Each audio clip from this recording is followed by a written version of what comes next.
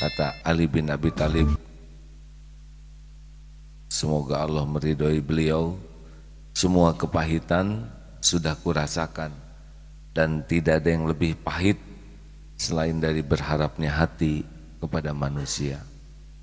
Jadi kalau hati sudah berharap sesuatu, berharap diketahui, berharap dilihat, berharap dipuji, berharap dihargai, berharap dibalas budii, itu kalau sudah makin kuat berharap dari makhluk, biasanya Allah menanamkan kegelisahan di hati kita. Tidak ada yang lebih pahit dari berharapnya hati kepada Allah. Allahumma aftah lana hikmataka ya Allah.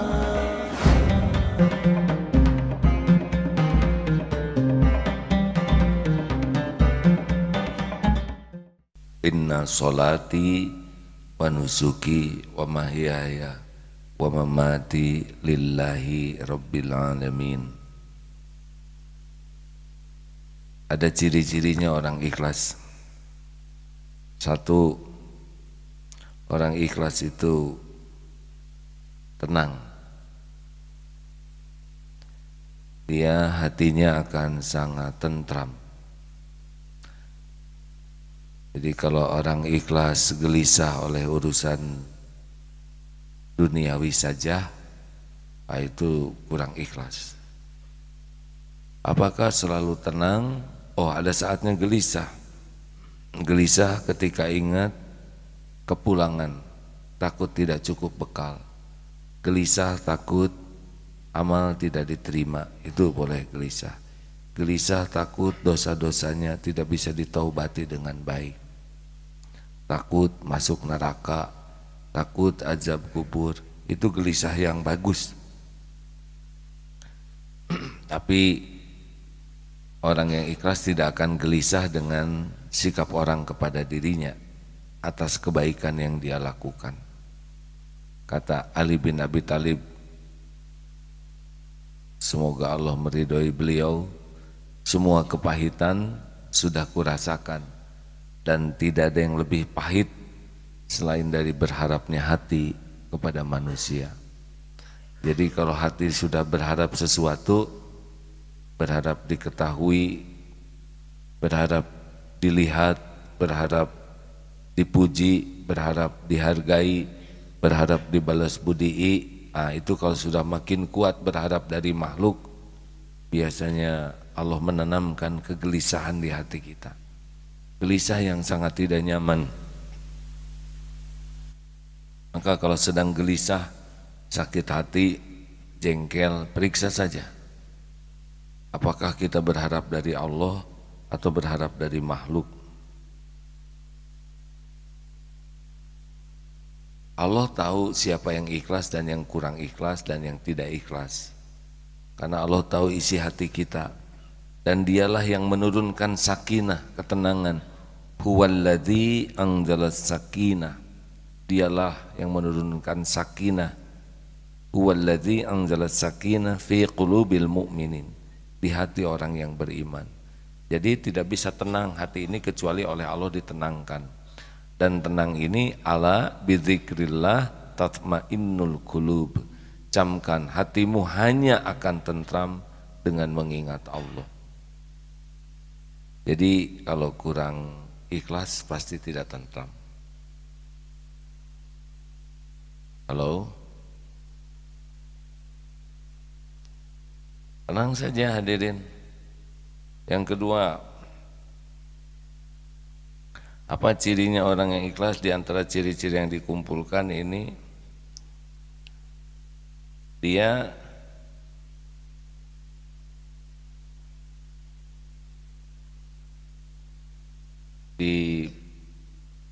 tidak akan berubah hanya karena sikap orang lain. Dipuji, tidak dipuji, dicaci, tidak ada pengaruh.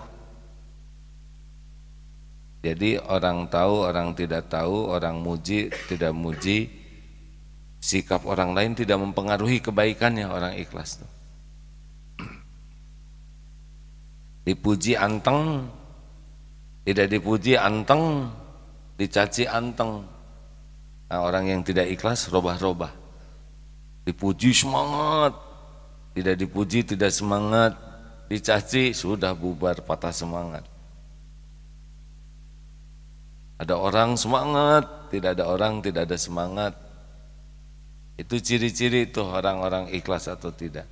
Orang ikhlas mah anteng saja, tadi dia tenang hatinya, dan kedua dia konsisten di dalam beramalnya, itu tidak dipengaruhi oleh sikap orang. Dia baik saja karena dia tahu kebaikan dia dilihat oleh Allah. Jadi kalau kita robah-robah semangatnya karena sikap orang, salah satu ciri dia tidak tahu balas budi, berhenti aja kebaikannya, berarti memang kita ingin balas budi orang. Dia tidak menghargai, berhenti kebaikan kita, berarti memang ingin dihargai. Kita berhenti berbuat baik karena tidak dipuji, berarti memang kita pengen dipuji.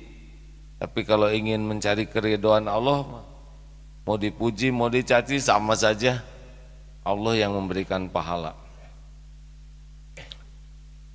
3, orang yang ikhlas itu, yang kedua tuh apa barusan? Ya. Yang ketiga, orang yang ikhlas itu tidak membeda-bedakan amal besar dan amal kecil. Karena semuanya juga amal. Asal amal Allah suka, betul? Jadi tidak hanya kegiatan yang bombastis, yang dilihat orang banyak, yang diliput media baru semangat, enggak. Pungut sampah, nolong seekor semut, apa yang kecil-kecil dianggap kecil dan tidak ada orang, tidak apa-apa. Tapi kalau orang-orang yang kurang ikhlas, maunya yang bombastis, yang besar, yang diliput, melibatkan orang banyak, diketahui orang. Kalau sedikitan enggak semangat, tabligh akbar datang ribuan semangat. Tapi kalau yang datangnya dikit, dianggap gagal, padahal sama saja. Tabligh akbar yang menilai Allah, ngobrol dengan 2 orang juga yang menilai Allah. Jadi tidak membeda-bedakan amal besar, amal kecil, beramal aja terus. Walaupun tersembunyi di toilet, nolong kecoa, nggak ada yang lihat, tolong. Karena orang-orang yang ikhlas tuh yakin betul bahwa Allah tuh maha teliti. Khabirum bima ta'malun. Allah tuh maha teliti dengan apapun yang kita kerjakan. Jadi kalau kita sudah senang ngebeda-bedakan amal, itu ciri itu. Juga orang yang ikhlas itu tidak pusing dengan status duniawi dia. Mau jadi dosen, mau jadi guru TK, guru PAUD, enggak ribet. Mau jadi atasan, sedengan, bawahan, sama. Karena guru PAUD Allah yang menilai, dosen pasca sarjana Allah yang menilai. Jadi tidak akan minder dengan status duniawinya orang yang ikhlas itu. Karena dia tahu yang ngebagi-bagi status itu adalah Allah. Dan sama kan yang menilai. Memangnya kalau guru TK lebih rendah daripada dosen pasca sarjana? Enggak. Bahkan dosen yang tingkat tinggi itu harus lebih banyak berlindung ke Allah, lebih kuat lagi karena peluang ujub dan takaburnya lebih besar daripada yang sering dianggap status duniawinya tidak setinggi yang lain. Mana yang harus lebih banyak tobat? Pembantu atau majikan? Khodimat atau yang majikan? Majikan. Berpeluang zolimnya itu lebih besar di majikan, betul? Nah, makanya orang-orang yang ikhlas dia tidak akan minder dengan status dunia yang dia sandang. Guru TK enggak minder karena dia tahu. Jadi tidak akan merasa terhina dengan pekerjaannya. Cleaning service gak apa-apa. Kalau cleaning service kan kerjaan rendahan. Kata siapa? Darut Tauhid ini toiletnya bersih tidak? Senang tidak? Itu bukan saya yang ngegosek hadirin. Itu sahabat-sahabat kita dari petugas cleaning service. Coba ini masjid segini bagusnya, toiletnya kotor, jatuh wibawa masjid ini, betul tidak? Jadi boleh jadi petugas cleaning service lebih ikhlas daripada yang ceramah atau imam. Kalau imam didengar, dilihat, dipuji, tapi cleaning service nggak ada yang ngelihat, tahu-tahu bersih saja, tidak ada yang melirik. Padahal di sisi Allah boleh jadi derajatnya lebih tinggi kalau ikhlas. Makanya jangan minder kalau punya jabatan pekerjaan, tenang saja. Yang menilai itu Allah, pemilik langit dan bumi itu Allah Subhanahu wa taala. Orang yang ikhlas juga tidak membeda-bedakan sahabatnya, ya kecuali dengan, maksudnya tidak membeda-bedakan karena status duniawi. Wah, ini kayak dekat, ini pejabat dekat. Orang ikhlas mah mau level apapun dekat.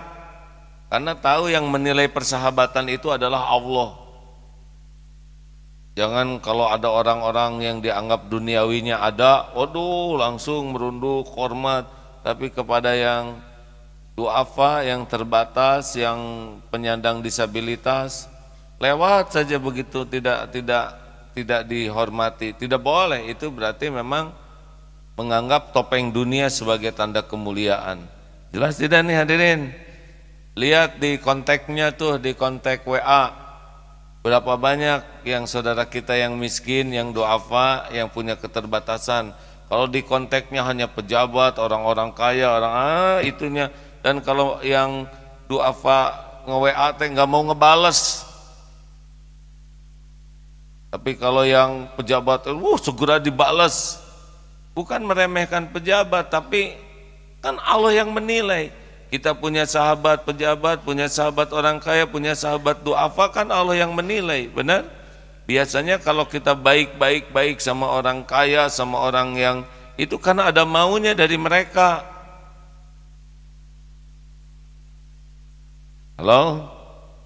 Ya, mau dianggap keren, mau dianggap terkenal, mau dikatrol lah. Tidak penting kita dikatrol oleh status orang lain, itu Allah yang ngebagi. Itu kalau belum ditangkap, ya kan? Udah ditangkap langsung delete.